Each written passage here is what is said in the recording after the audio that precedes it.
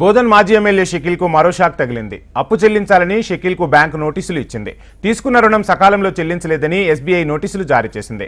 19 కోట్ల బకాయి గడువులోగా చెల్లించకపోతే ఆస్తులు జప్తు చేస్తామని ప్రకటించింది. స్టేట్ బ్యాంక్ ఆఫ్ ఇండియా ఇచ్చిన నోటీసులపై ఇప్పటి వరకు మాజీ ఎమ్మెల్యే షకీల్ కానీ ఆయన అనుచరులు కానీ స్పందించలేదు.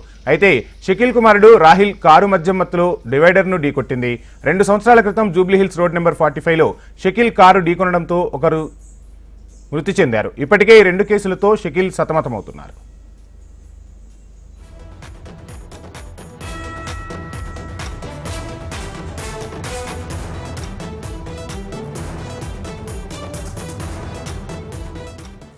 బోధన్ మాజీ ఎమ్మెల్యే షకీల్కు మరో షాక్ తగిలింది. అప్పు చెల్లించాలని షకీల్కు బ్యాంకు నోటీసులు ఇచ్చింది. తీసుకున్న రుణం సకాలంలో చెల్లించలేదని ఎస్బీఐ నోటీసులు జారీ చేసింది. 19 కోట్ల బకాయి గడువులోగా చెల్లించకపోతే ఆస్తులు జప్తు చేస్తామని ప్రకటించింది. స్టేట్ బ్యాంక్ ఆఫ్ ఇండియా ఇచ్చిన నోటీసులపై ఇప్పటి వరకు మాజీ ఎమ్మెల్యే షకీల్ స్పందించలేదు.